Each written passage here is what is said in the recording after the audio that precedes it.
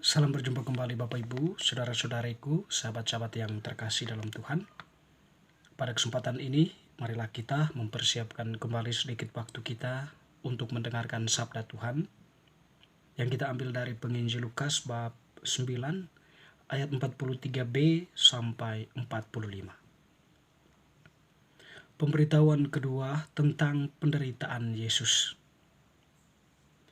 Ketika semua orang itu masih heran karena segala yang diperbuatnya itu, Yesus berkata kepada murid-muridnya, Dengarlah dan camkanlah segala perkataanku ini. Anak manusia akan diserahkan ke dalam tangan manusia. Mereka tidak mengerti perkataan itu, sebab artinya tersembunyi bagi mereka, sehingga mereka tidak dapat memahaminya, dan mereka tidak berani menanyakan arti perkataan itu kepadanya. Demikianlah sabda Tuhan. Terpujilah Kristus. Bapak, Ibu, saudara-saudari, teman-teman, sahabat-sahabatku yang terkasih, penginjil Lukas yang telah kita dengarkan tadi bercerita tentang Yesus memberitahukan tentang penderitaannya yang kedua. Jadi pada informasi yang kedua ini dikatakan dalam Injil bahwa makna atau isi dari penyampaian penderitaan Yesus itu tersembunyi sehingga tidak dipahami oleh muridnya. Jadi Yesus berkata kepada murid-muridnya, Dengarkanlah dan camkanlah segala perkataanku ini. Anak manusia akan diserahkan ke dalam tangan manusia. Mereka tidak mengerti perkataan itu, sebab artinya tersembunyi bagi mereka. Teman-teman, saudara-saudariku yang terkasih, merefleksikan apa yang dikatakan oleh Tuhan ini. Secara sederhana mungkin kita memahami bahwa anak manusia yang dimaksudkan oleh Yesus itu adalah tentang dirinya, ya. Jadi anak manusia dalam arti ini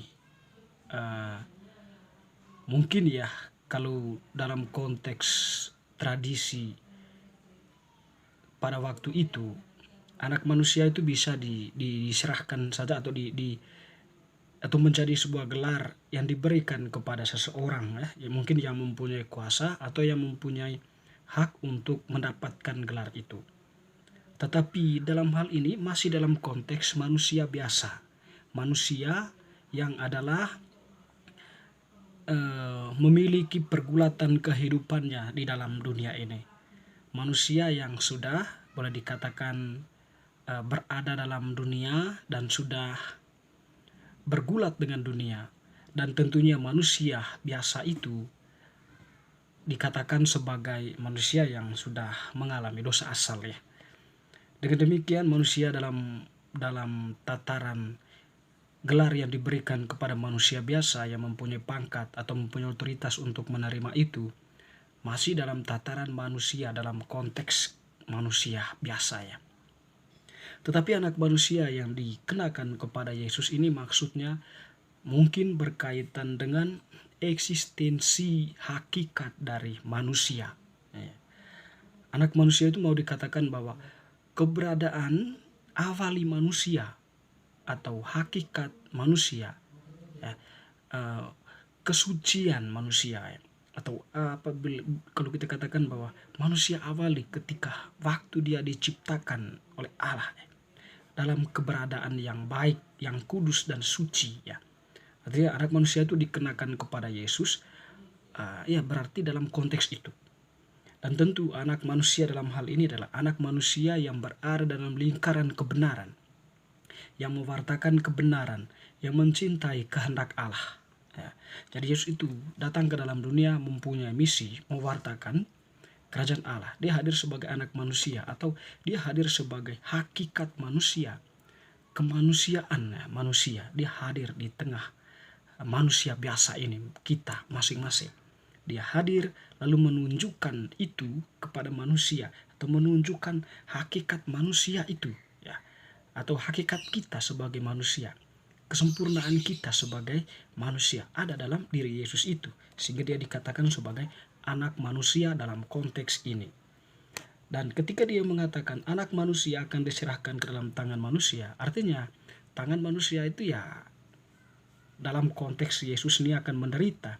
Itu adalah orang-orang yang mempunyai hasrat untuk berkuasa, atau orang-orang yang mempunyai otoritas tetapi senantiasa takut ketika dirongrong oleh sebuah kebenaran, atau manusia yang memang berada dalam situasi kemunafikan, dalam situasi ketidakjujuran, manusia yang tercemar oleh dosa, singkat katanya seperti itu. Jadi ketika Yesus mengatakan anak manusia akan diserahkan dalam tangan manusia, diserahkan kepada mereka itu orang-orang yang benci dengan Yesus, orang-orang yang benci dengan kebenaran yang disampaikan oleh Yesus, atau orang-orang yang cemburu karena mereka melihat ada begitu banyak orang yang mengikuti Yesus, mendengarkan Yesus, dan terkagum-kagum akan sabda Yesus, akan ajaran Yesus. Lebih lagi disertai dengan tindakan-tindakan Yesus, tindakan mujizat yang dilakukan, yang senantiasa di situ sebagai tanda kehadiran Allah yang sesungguhnya, ya, atau tanda kehadiran Allah di tengah mereka, Allah yang bekerja di situ. Yesus menunjukkan dimensi keilahiannya di sana, ya, sehingga banyak orang yang percaya kepadanya, dan karena itu begitu banyak pengikutnya. Dan tentunya orang-orang yang berkenalan dengan mereka, orang yang dulunya pengikut penguasa itu, semuanya berbalik kepada Yesus. Nah, karena ketakutan seperti itulah ada kemungkinan dari manusia-manusia itu untuk mencederai Yesus atau untuk membatalkan usaha Yesus itu dengan cara menangkap, menyiksa, dan bahkan membunuh Yesus. Sehingga ya kita menyaksikan nanti pada akhirnya Yesus ditangkap lalu kemudian disalibkan dan wafat di salib. Jadi teman-teman, saudara-saudariku yang terkasih, tetapi ya pemahaman ini atau apa yang dikatakan oleh Yesus itu ya masih tersembunyi bagi para murid. Bisa saja ya para murid belum yakin kok, atau para murid tidak mengerti karena bagaimana mungkin Yesus ini bisa menderita, ya, atau bisa mengalami penderitaan di tangan manusia biasa. Yesus mempunyai kuasa untuk melakukan tindakan mujizat. Yesus mempunyai banyak pengikut. Bagaimana mungkin Yesus bisa mengalami penderitaan? Biasa saja konsep pemikiran mereka masih berkutat seperti itu, sehingga mereka tidak mengerti apa yang dikatakan oleh Yesus berkaitan dengan penderitaannya, ya.